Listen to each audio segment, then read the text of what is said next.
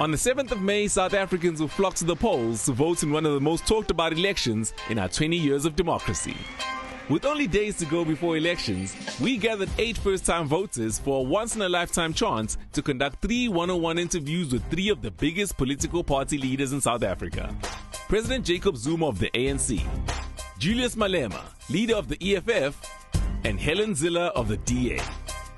All 3 parties rose to the challenge to engage directly with the youth of South Africa in this historic MTV initiative. In this special episode, we'll bring you the highlights from all 3 interviews. Welcome to MTV Base Choose or Lose 2014.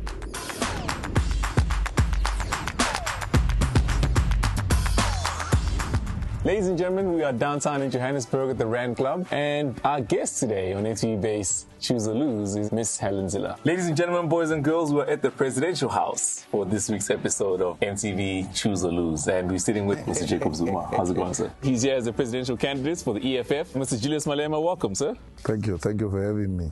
Mr. Malema, how do you think people are reacting to the EFF? Look, the EFF is well received. There are 2 organizations in South Africa which are holding rallies in the stadiums. It's the ANC and the EFF. The rest are going to small halls and into small tents. I've been looking at the debates. I've been looking at the debates of parties sitting there arguing. And I laugh because they don't leave me better educated than what I am in terms of politics. Because if you are not able to provide an alternative policy, that will include your EFF, to say this is what will do better. In this case, better than the ANC, which is in government. Not a single party has produced even a quarter of what are better policies than those of the ANC. So what do the parties do? They then cling on slogans. They've heard of this word corruption. So even others have got billboards. Corruption will fight corruption. I mean, you have got to tell us how we are going to run the country, not how are we going to fight the corruption. In recent times, we've had a sort of resurgence of new parties with big ideas and big plans for the country. And the DA probably hasn't given the youth or people a big new idea. Do you have one? Well, first of all, we have a completely different political philosophy from the current government, completely different. And that is why we can put another offer to the public. We stand for an open society, which means a really free society, but we want everybody to be able to use their freedom.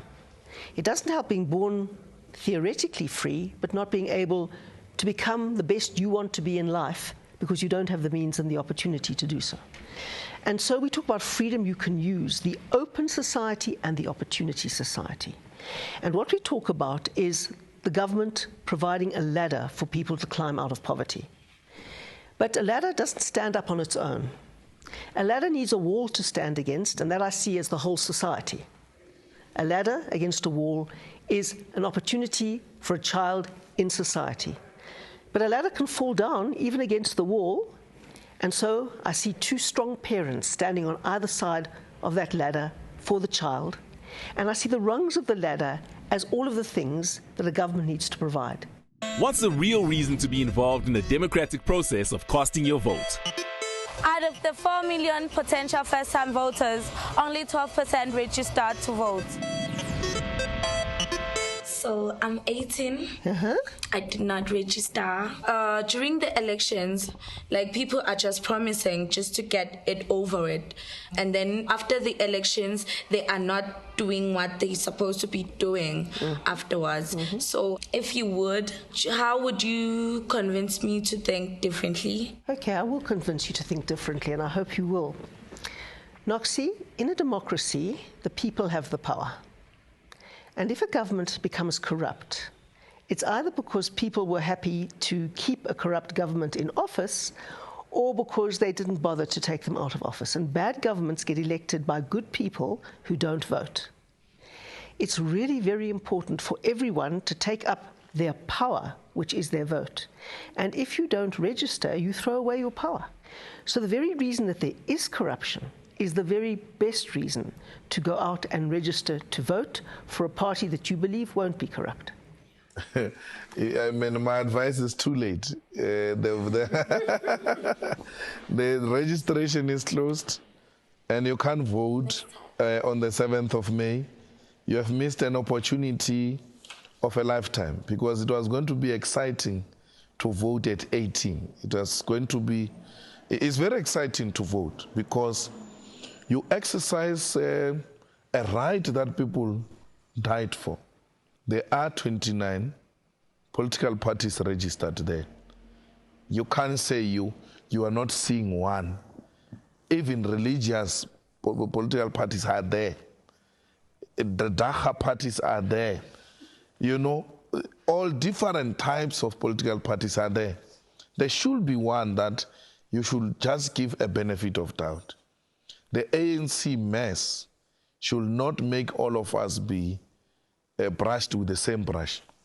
In the current generation, we've got it to say, as a citizen of this country, you need to be empowered. You need to be educated so that you play a role. There should be no citizen that doesn't play a role in the country. Education's a critical issue for young people all over South Africa. The percentage of students that drop out each year vary according to each province. In 2013, 56.5% of the students dropped out in the Northwest, 43.25% of the students in Gauteng, 42.1% in KwaZulu-Natal, and 35% in the Western Cape. I come from an underprivileged environment, and I was fortunate enough to receive a scholarship to attend St. Stithians Boys College. And every day commuting back and forth to school, I witness the contrast between private schools and the public schools. What's the ANC's plan on improving education in our country? Well, the question of these schools, public or private, is part of a broader policy. We are trying to bring about what we call equality. Equality must be real. Now, whilst we say so, we are also aware that we come from a very divided, unequal society. And you can't solve it in a short space of time. And that's why we have taken education in particular as priority number one in our country, in our 5 priorities. And we are working on it. Part of that is to address the inequalities, the kind of different standards.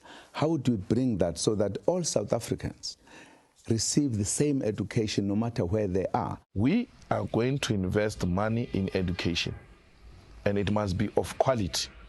It must produce the best of the best for the economy. Why do you want to invest in education? Because the sustainability of economic freedom relies on education. There's no economic freedom which is going to be driven by illiterate people. We're going to become number 2 like we are number 2 now. Education is a priority, retraining of teachers, and then repositioning teaching as a profession that many people will still be interested in. How do you reposition it to be one of the best professions? Teachers must be paid properly. Because they are not being paid properly, they are not motivated. Now, we have to do 7 things right as government to get our public school systems working. First of all, we need a good teacher in every classroom. Secondly, we need time management.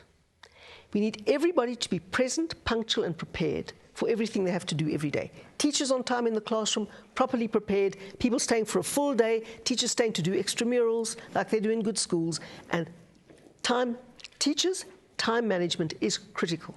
Then we need a good textbook for every child in every subject in every grade. Then we need testing against international benchmarks at the end of grade 3, 6, 9, and 12 against targets, which is the next T. Then we need technology, really good technology platforms, and then we need training for the teachers again and again and again to keep up. Those 7 T's will transform education, and that is what the government has to do. The government education at the moment isn't as high as our private schools. A child in a private school would have a better chance of getting into university. I don't agree with you, Lance, not at all. When kids are at school, it's a cop-out to say, oh, well, I'm not at a private school, I'm not here or I'm not there. Every bit of that education you can do, you can work so hard at. I've seen kids from the poorest schools, like Masibambane, getting 7 distinctions. And those kids are now doing actuarial science. They applied their mind. They sat at school till late at night. The government had provided the computer center and all of those things for them. They used every opportunity they could get. So it's a cop-out to say, well, I don't go to the best school in Johannesburg, so I haven't got a chance in life. Everyone has an opportunity. Use that opportunity till you burst. And if you don't value your education, then you're not climbing your ladder. The friends that I have in my area, they don't really see the value in the education system, and they opted out to rather going to work for Pick It Up to receive an income there so that they can support their families and make life easier for them, I guess. Let us change the value, the understanding of education, so that as you grow up, you know that it is not the money you get today, it is the education that you get today that will take you to the level of life that you want to live, a comfortable life. That is not going to, again, to take a short time. It's going to take a lot of time for people to appreciate that for you to get enough money to live comfortable, empower yourself first through education so that you can earn the money that will give you the comfort.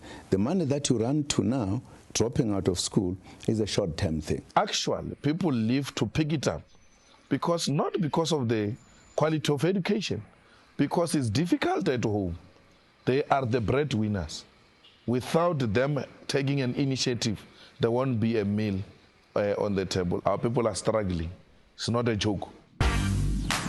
The issue of teenage pregnancy is impossible to avoid in South Africa, bringing issues of morality, gender equality, and education under the spotlight. 182,000 teenagers fall pregnant every year in South Africa.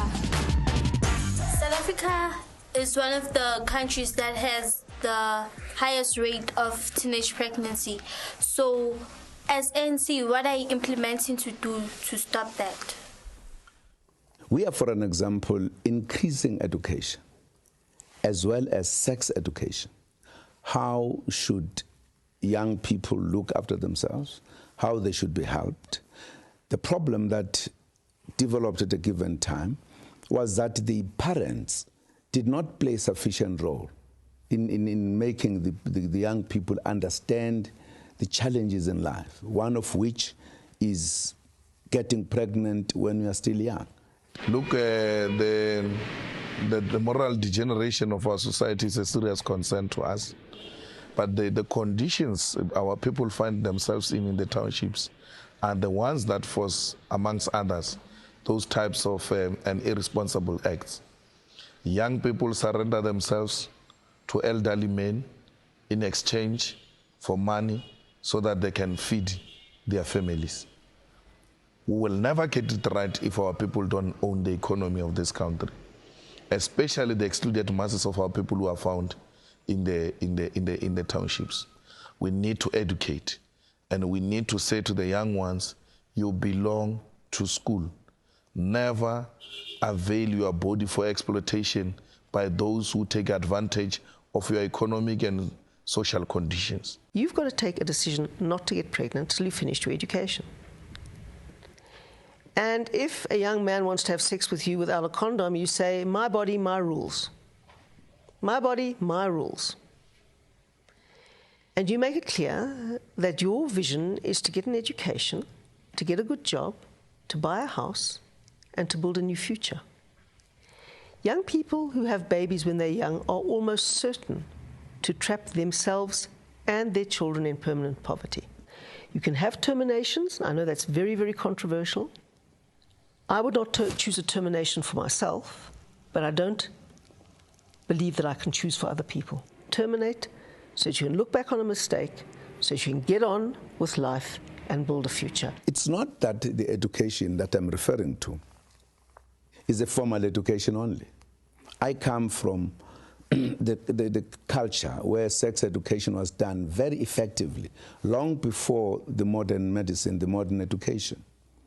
What happened, for an example, during those days, once a girl was growing up, the mother will entrust a girl who is already experienced to take charge of this one, but the mother would not discuss sex with the child. It would become her responsibility to ensure that he sits with you every day, This is not done. When you're with boys, this is how you behave. So there was very serious sex education that was done. That's why when there were not so many doctors, but there was very less teenage pregnancy, because there was sex education. Now, I'm saying today it is in abundance, but it's a manner in which we interest our young people to learn, educate themselves, and that we educate them so that they use the knowledge that is in abundance to avoid teenage pregnancy. Growing up is really, really hard. The worst years of my life, the worst by far, was between 12 and 22. Really? By far. And once you're over that and you find out who you are, and you actually don't bother too much about what other people think of you, and you try to be true to yourself, and you try to paint a vision of your own future, and you try to give back to society, things get much, much better. Teenage years are, for me, the pits, because you're worried about what everybody thinks of you. You need affirmation from everybody else all the time to feel a worthy person yourself. You're worried about whether you look good in this. You're worried about the clothes. When you leave that behind, life begins.